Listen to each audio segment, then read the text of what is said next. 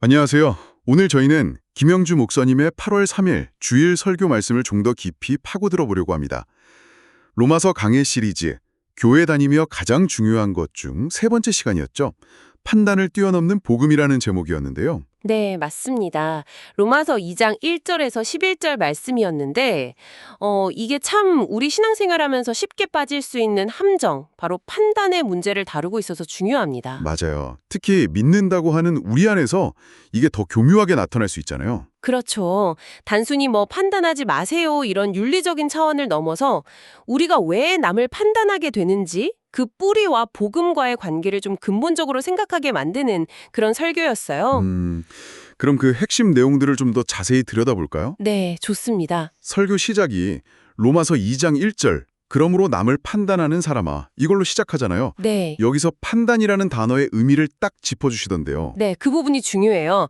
이게 그냥 조언이나 개인적인 생각이 아니라, 거의 뭐랄까, 자기가 하나님 자리에 딱 서서 다른 사람을 심판하고 정죄하는 행위, 영어로 저지에 가깝다고요. 아, 그 저지. 법정에서 쓰는 그런 느낌이군요. 맞아요. 설교에서도 이게 법정 용어, 저지먼트 같다고 하셨죠. 단순히 행동만 보고 뭐라 하는 게 아니라 그 사람 자체, 신앙이 어떻고 배경이 어떻고 하면서 존재까지 단죄하려는 그런 태도. 이게 과거에는 로마서 1장에 나온 이방인들 죄 보면서 나는 다르다 했던 유대인들 모습이었다면 오늘날에는 우리 교회 다니는 사람들에게도 나타날 수 있다는 거죠. 듣고 보니 정말 뜨끔한데요. 근데 더 무서운 지적은 그렇게 남을 판단하는 나 자신도 사실은 비슷한 일을 하고 있을 수 있다는 거잖아요. 로마서 2장 1절 하반절에요. 바로 그겁니다. 결국 자기가 자기를 정죄하는 꼴이 되는 거죠. 아, 그러면서 로마서 2장 3절에서는 하나님의 심판을 피할 수 없을 거라고 딱 경고하고 있고요. 이게 정말 아이러니하고 또 두려운 말씀인 것 같아요. 그리고 또 하나, 우리가 그렇게 날카롭게 남을 판단할 때 정작 우리 자신을 향한 하나님의 마음은 놓치게 된다는 점도 지적됐어요. 하나님의 마음이요. 네, 로마서 2장 4절에 나오잖아요. 하나님이 우리를 회개로 이끄시려고 얼마나 인자하시고 용납하시고 또 오래 참으시는지.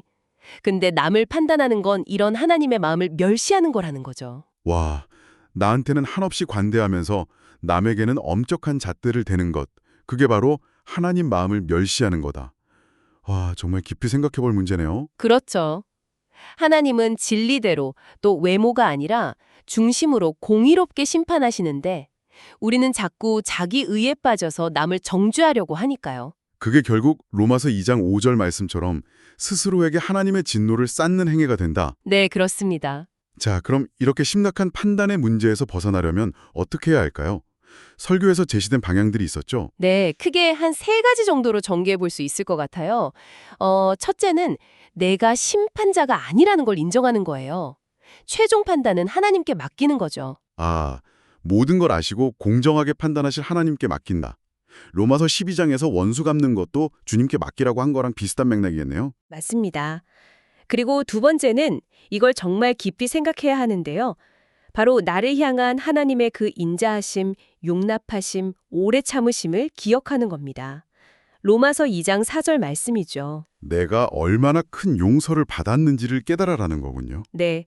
그걸 깨달으면 다른 사람을 볼 때도 그 판단의 칼날보다는 좀 긍휼한 마음, 기도하는 마음이 생기지 않겠냐는 거죠. 그러네요. 내가 받은 은혜를 생각하면 함부로 판단하기 어렵겠어요. 그리고 마지막 세 번째가 또 중요한데요. 판단하고 정죄는 하지 말아야 하지만 그렇다고 죄 자체를 가볍게 여기거나 그냥 모른 척 넘어가서도 안 된다는 점이에요. 아, 그 균형이 중요하군요. 죄는 미워하되 사람은 미워하지 말라는 말과도 통하는 걸까요? 네, 비슷합니다. 설교에서는 요한복음 8장의 간음한 여인 이야기가 예로 나왔죠. 예수님이 나도 너를 정죄하지 않는다고 하셨지만 동시에 가서 다시는 죄를 범하지 말라고 분명히 말씀하셨잖아요. 정죄 대신 회개의 기회를 주면서 죄로부터는 멀어지도록 권면하는 것. 그렇죠. 로마서 2장 9절 10절에도 악을 행하는 자와 선을 행하는 자에 대한 결과가 분명히 다르다고 나와 있고요. 죄를 덮어주는 게 능사는 아니라는 거죠. 죄를 외면하지 않으면서도 정죄하지 않는 태도. 이게 참 쉽지 않은데 복음적인 삶의 핵심일 수 있겠네요. 네, 그렇습니다. 그래서 설교에서는 이 비유를 쓰셨어요. 말씀을 거울 삼아서는 나 자신을 먼저 비춰보고 회개하고 또 말씀을 은혜의 창문 삼아서는 다른 사람들을 긍휼로 바라보며 다가가라는 거죠. 아, 거울과 창문 비유 좋네요.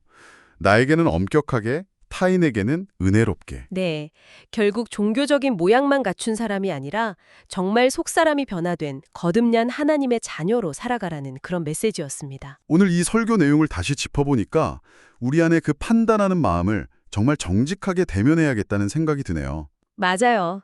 그 자리에 내 의가 아니라 하나님의 은혜와 자기를 돌아보는 성찰을 채워 넣어야겠죠. 내가 재판관이 되려는 그 마음을 내려놓고 나에게 먼저 베풀어 주신 하나님의 그 끝없는 인내와 사랑을 기억하는 것. 어쩌면 이게 판단을 넘어서는 삶의 진짜 시작이 아닐까 싶습니다. 설교에서 나온 말씀의 거울과 말씀의 창문, 이 두 가지 관점을 이번 한 주 동안 어떻게 삶 속에서 적용해 볼 수 있을지 한번 조용히 생각해 보시면 어떨까요?